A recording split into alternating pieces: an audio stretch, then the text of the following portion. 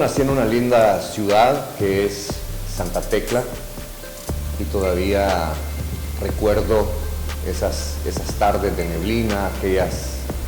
calles empedradas, el clima frío y diría que mi infancia tiene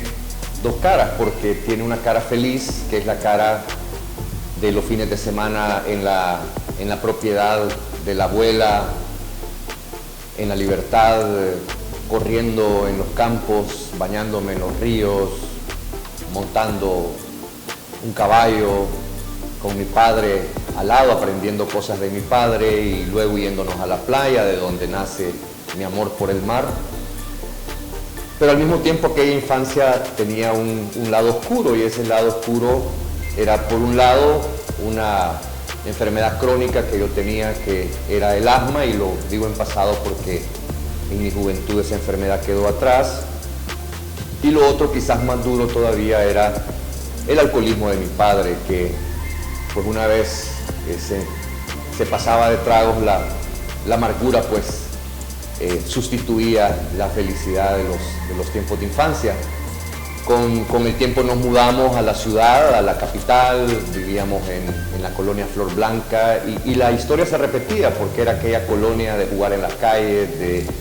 bajo la sombra de los almendros de río, con los amigos y todo, pero viviendo esa doble vida, ¿no? Lo que me esperaba en casa muchas veces era la ansiedad del padre que no llegaba, quedaban las 9, 10, 11, 12 de la noche y el padre no llegaba. Y recuerdo claramente como una de las primeras grandes impresiones que tuve en mi vida fue cuando, al levantarme una mañana, vi a mi padre sentado en la sala, completamente inflamado, con heridas en el rostro, vendajes. Y fue como el día en el que yo entendí que el alcoholismo era una enfermedad muy dura y que podía tener fatales consecuencias, porque había estado a punto de perder a mi padre. Esas cosas me marcaron mucho en la infancia y me llevaron a que a una temprana edad, a los 12 años aproximadamente, encontrara en el consumo de drogas, la marihuana específicamente, un alivio al dolor que había en mi corazón y digamos aquel niño dulce, me atrevería a decir, hablantín, simpático, muy soñador,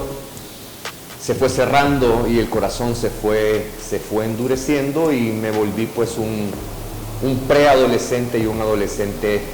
rebelde, desconfiado, quizá no malo, pero muy dispuesto a hacer cosas impropias probablemente, incluso algunas de ellas fuera de la ley. Nos encontramos con aquel niño dulce, amoroso, que se había convertido en un adolescente pues rebelde, antisistema, con grandes luchas contra la autoridad establecida y con mucho dolor en el corazón, he de decirlo también. Cuando hablamos de mi juventud podemos hablar de un joven inadaptado que había decidido que luchar contra lo establecido, luchar contra la autoridad, hacer lo contrario a lo que me decían que yo debía hacer, era la forma de resistir. Yo había llegado a establecer una especie de actitud de resistencia ante lo que me rodeaba y a forjar mi propio camino, que no era necesariamente el mejor camino. Efectivamente, eso trajo consecuencias. Empecé a ser un estudiante mediocre, por no decir malo. Empecé a alejarme de mis padres, de mis hermanos, de las buenas amistades y a juntarme con quienes probablemente veníamos de situaciones similares. Entonces encontrábamos en el consumo de las drogas, en la rebeldía, en el pillaje, podría decir yo, incluso en pelear en las calles y hacer ese tipo de cosas. Encontramos pues la respuesta que nosotros creíamos andar buscando. Eso nos daba identidad, probablemente nos daba un sentido de unidad y nos daba a lo mejor una paz que realmente era ilusoria, ¿no? O sea, pero era así, además hay que considerar que eran tiempos, digamos, de la preguerra en El Salvador, eran tiempos de mucha rebeldía, estábamos bajo la influencia de la música rock, de la cultura hippie y todo eso, y de alguna manera nosotros nos sentíamos parte de ese movimiento, nos sentíamos que debíamos luchar con el status quo de ese momento, contra el establishment. Entonces, ese es el salvador de la juventud, ¿no? Obviamente, siendo las adicciones una enfermedad que progresa y que se va volviendo cada vez más seria, mi consumo de drogas también fue incrementando, no solo en cantidad, sino en el tipo de drogas que yo consumía. Básicamente, durante mis años de secundaria, digamos, del 7º grado hasta que yo pues salgo bachiller algunos años después, yo pasé pues de la marihuana, sin dejar de consumir marihuana, al consumo, por ejemplo, de pastillas tranquilizantes, de pastillas estimulantes, consumí ácidos, consumí hongos, y eventualmente, aunque eso fue en otra etapa, pues llegué a consumir cocaína, lo cual me llevó pues a una historia que ya contaré. Pero sí, o sea, mi juventud, pues entonces encontramos a un Salvador en su último año de bachillerato con esas características, rebelde, antisistema y ya atrapado por una fuerte adicción a diferentes tipos de drogas. Vamos a decir que al final de la década de los años 70, aquel niño soñador que en algún momento pensó en ser un actor de televisión o aparecer en una obra en Broadway, porque esos eran algunos de mis sueños de infancia, no había muerto totalmente. Yo simplemente le había puesto la máscara de un adolescente rebelde, de un adicto, de un chico malo, ¿no? Que encontraba en que las demás personas le temieran, encontraba, digamos, la forma de aliviar mis propios miedos y mis propias inseguridades. Entonces, estando casi por llegar al final de los años 70, cuando empieza toda la conmoción social acá en El Salvador, que se empiezan a dar los secuestros, las tomas de fábricas, de embajadas, las manifestaciones en el centro de San Salvador del Bloque Popular Revolucionario,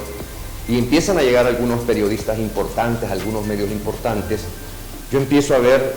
la posibilidad de convertirme en alguien de medios de comunicación. La primera oportunidad que se me da en el año 1980 es la de, teniendo yo 18 años, es la de trabajar en una radio como DJ, y con el tiempo la de trabajar, unos meses después, la de trabajar en un programa juvenil en la televisión educativa de El Salvador, en Canal 8 en aquel entonces. Entonces se puede decir que tengo en el año 1980, finales de los años 80, mi iniciación como en la televisión, como un hombre de medios, siendo todavía muy joven. Poco tiempo después, allá por 1982, aparece un anuncio en un periódico para enviar tu hoja de vida si es que a ti te interesaba trabajar en la televisión, si te gustaba hacer entrevistas, si te gustaba hablar ante una cámara, si te gustaba redactar. Y yo eso es lo que estaba haciendo en un programa juvenil. Envío mi historia de vida y un par de meses después llega un telegrama. En aquel entonces pues no había ni celulares ni correos electrónicos. Llega un telegrama a mi casa invitándome a asistir a una entrevista de trabajo. Resultó ser que la entrevista era en la Casa Presidencial en San Jacinto, no la actual Casa Presidencial, y que el proyecto era el noticiero estatal Tele 10. Había ya en el país pues un grupo de expertos en comunicación, venezolanos, chilenos, argentinos, mexicanos, que estaban asesorando ese proyecto. Todavía estábamos en el gobierno de transición después de la Junta Revolucionaria tras el golpe de Estado de 1979-80 del general Romero,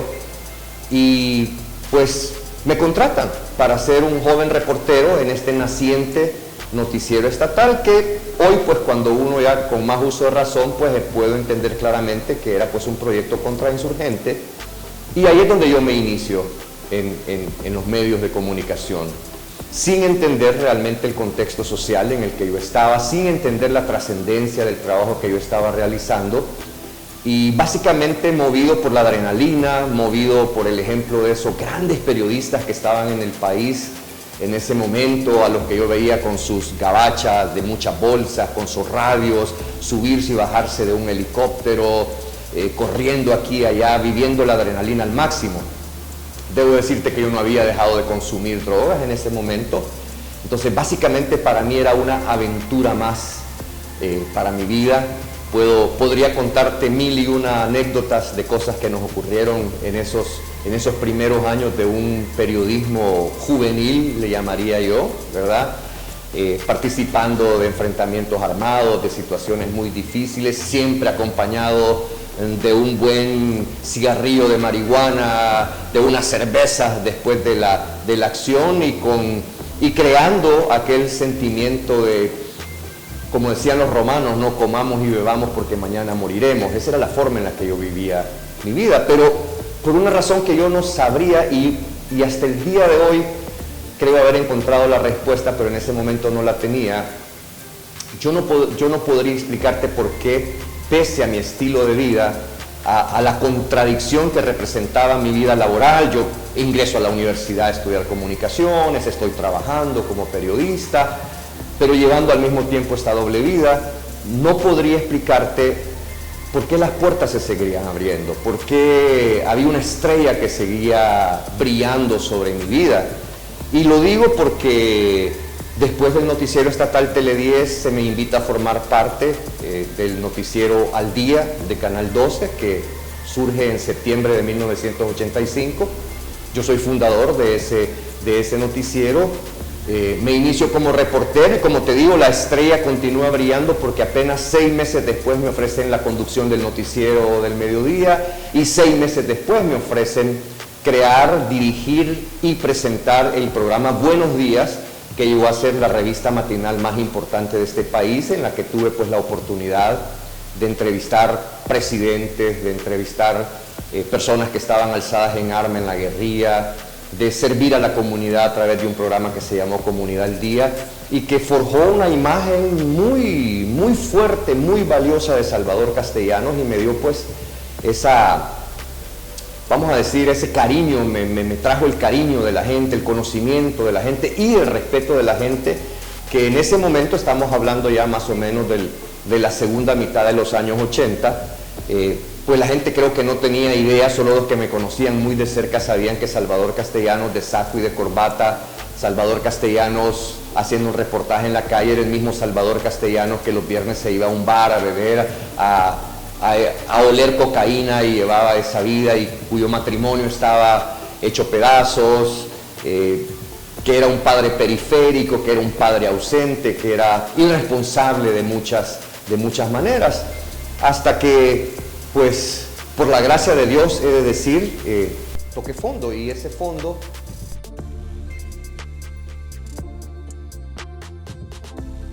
entonces llega el día, más bien una noche, en la que mi consumo de cocaína, de alcohol, de marihuana y de otras cosas, pues hace una explosión, y yo termino esa noche en un hospital, en una sala de emergencias, con un paro respiratorio, con una paranoia pues espectacular y básicamente colapso. Asignación Especial 503 con Julio Rodríguez.